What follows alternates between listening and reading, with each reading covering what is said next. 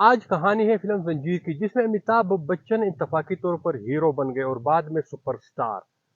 अगर जंजीर ना होती या फ्लॉप होती तो अमिताभ बच्चन भी ना बिग बी होते, ना सुपरस्टार, ना ही बॉलीवुड के शहंशाह।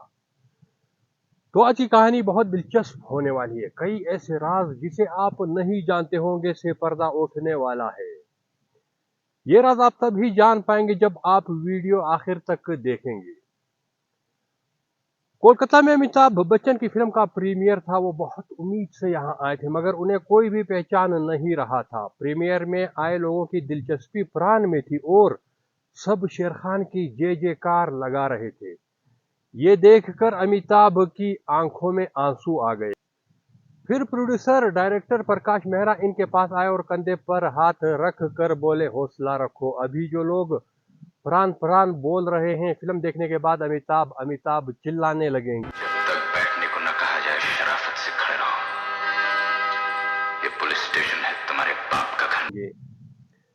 पर अमिताभ बच्चन को भरोसा नहीं हुआ। उन्हें लगा कि ये सब कहने की बातें हैं, ये तो मेरी किस्मत ही खराब है। वो बॉलीवुड में आने से पहले कोलकाता में नौकरी कर रहे थे, जहां उन्हें 8 लोगों के साथ रूम शेयर करना पड़ता था। अमिताभ बच्चन सोच रहे थे कि जंजीर नहीं चली तो मुझे फिर से कोलकाता में नौकरी करनी पड़ेगी। मगर जंजीर ने अगले 1-2 हफ्ते में अमिताभ के साथ साथ पूरी फिल्म इंडस्ट्री की सूरत बदल दी और वो इतनी बड़ी फिल्म बन गई। लोग एक्सेप्ट नहीं करते। जंजीर का 5 रुपए का टिकट ब्लैक में 100 रुपए में बिक रहा था और अमिताभ बिग बी हो गए, बॉलीवुड के सबसे पहले एंग्री यंग मैन और स्टार ऑफ द मिलेनियम। लेकिन इस दिन कोई ज्योतिषी भी ऐसा दावा करता तो अमिताभ जी को विश्वास नहीं होता। जंजीर 11 मई 1973 को रिलीज हुई थी और पहले दिन ही बॉक्स ऑफिस पर इसका जो हाल हुआ, इससे प्रकाश मेहरा ने माथा पीट लिया होगा कि उन्होंने इस फ्लॉप लंबू पर क्यों दाव लगा दिया।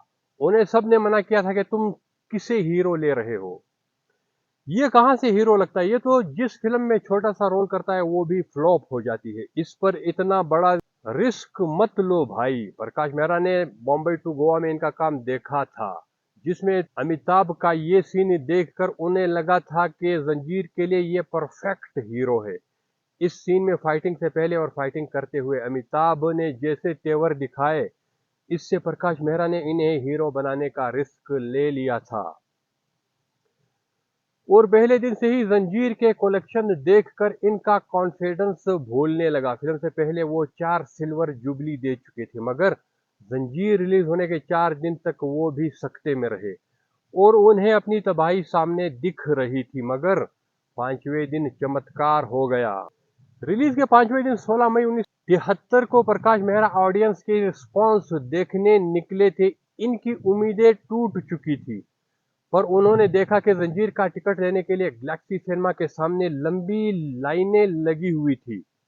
इन दिनों टिकट खूब ब्लैक होते थे और इस दिन 5 रुपए का टिकट 100 रुपए में ब्लैक हो रहा था, मतलब 20 गुना ज्यादा कीमत पर। तो प्रकाश मेहरा को लगा कि अमित जी को हीरो लेने का इनका फैसला सही रहा।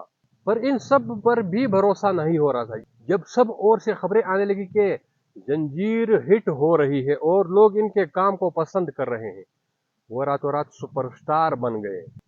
तो इस बदलाव से अमित जी को बुखार चढ़ गया और वो भी 104 डिग्री वाला। बल्कि इसने बॉलीवुड के अब तक के सारे ट्रेंड्स और ट्रेडिशनल हीरो का अंदाज बदल डाला। वो राजेश खन्ना का दौर था, मगर जंजीर में ना रोमांटिक हीरो था और ना नाच गाना, ये सिर्फ और सिर्फ हीरो बेस्ड मूवी थी। इसकी कामयाबी से अमिताभ को एंग्री यंग मैन का टैग मिला और ऐसी फिल्में बनने लगी जिसमें हीरो ना समाज की परवाह करता है, ना कानून का समावान। वो सब कुछ अपनी शर्तों और अपनी मर्जी से करता था और बदला खुद लेता था। जंजीर ने अमिताभ को सुपरस्टार बना दिया, पर वो प्रकाश मेहरा की आखिरी पसंद थे। पुलिस इंस्पेक्टर और एक पठान की इस कहानी को धर्मेंद्र ने सलीम जावेद से 17,500 रुपए में खरीदा था। धर्म जी ने यह कहानी प्रकाश मेहरा को 56,000 में बेची और इस कंडीशन पर बेची कि इसमें हीरो वो खुद होंगे।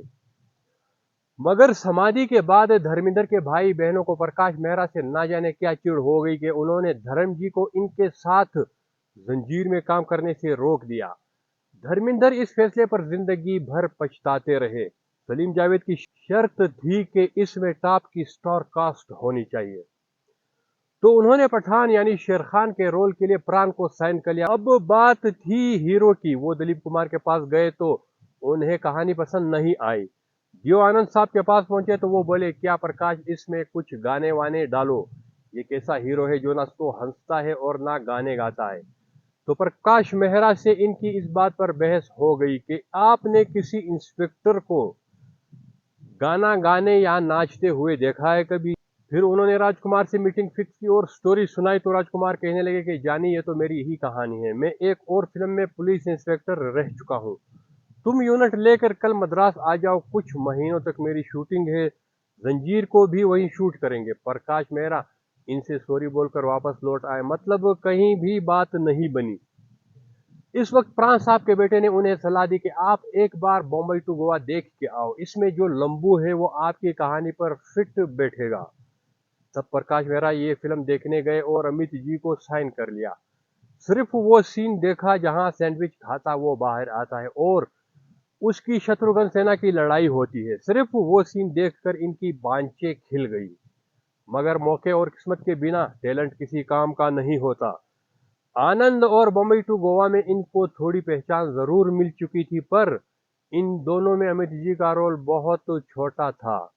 किसी तरह हीरो भी तय हो गया और पठान भी अब हीरोइन फाइनल करना था। प्रकाश मेहरा ने अपनी पिछली फिल्म समाधि में काम कर चुकी मुमताज से कहा कि तुम जंजीर में मेरी एक्ट्रेस बनोगी।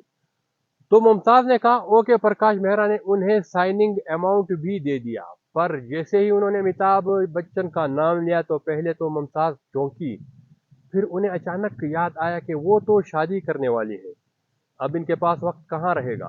तो उन्होंने साइनिंग अमाउंट वाला लिफाफा वापस लौटा दिया। एक तो मुश्किल से हीरो मिला था, पर इसका नाम सुनते ही मुमताज भाग गई। तो प्रकाश मेहरा टेंशन में आ गए। सलीम खान ने इनसे कहा कि जिया बहादुरी अमिताभ बच्चन को पसंद करती है, वो अमिताभ की खातिर ये फिल्म कर सकती है। जिया बहादुरी तब उभर रही थी, तो मेहरा इनके पास चले गए और स्टोरी सुनाकर कहा कि इसमें आपका ज्यादा रोल नहीं रहेगा। तो जिया जी बोली ओके डन। ये दोनों तो लैला मजनू थे, पर फाइनेंसर्स और डिस्ट्रीब्यूटर्स को ये कहानी बोरिंग लग रही थी। ऐसे नकचढ़े की फिल्म कौन देखेगा। उन्हें कास्टिंग पर भी एतराज था, पर प्रकाश मेहरा की पिछली फिल्मों से उन्होंने बहुत प्रॉफिट कमाए थे, इसलिए वो कहते थे कि प्रकाश तुम अच्छी फिल्में बनाते हो, पर इस बार इस लंबू बेवकूफ को तुमने हीरो क्यों लिया। प्रकाश मेहरा जानते थे कि इनको ना स्टोरी समझ आती है और ना सिनेमा, उन्हें तो बस कमाई दिखती है। मगर वो राज कपूर जैसे बड़े की इस बात से कॉन्फिडेंट थे, जिसमें उन्होंने अमिताभ को शूटिंग करते हुए देखकर कहा था, प्रकाश ये लड़का सुपरस्टार बनेगा। यही बात प्राण ने भी अमिताभ से कही थी। प्राण साहब भले ही पर्दे पर खूंखार विलन बनते थे, पर दिल से वो हीरो थे। अमिताभ से उन्हें हमदर्दी थी। उन्होंने अमिताभ का काम देखकर कहा था कि तुम एक दिन सुपरस्टार जरूर बनोगे। प्राण साहब ने जंजीर के लिए अपनी प्राइस से कम फीस मेहरा से ली थी, और जब वो इसकी इंस्टॉलमेंट नहीं दे पाते थे तो प्राण साहब कहते थे कि तुम फिल्म पर ध्यान दो, मैंने तुमसे रुपए कब मांगे। पर इन सब के विश्वास और मेहनत का नतीजा ये रहा कि जंजीर ने इतिहास बना दिया। इसे बनाने में प्रकाश मेहरा ने 90 लाख रुपए लगाए थे। इनको अपनी पत्नी के गहने भी गिरवी रखने पड़े थे। इस साल इसने बॉक्स ऑफिस पर 17 करोड़ रुपए से ज्यादा की कमाई की।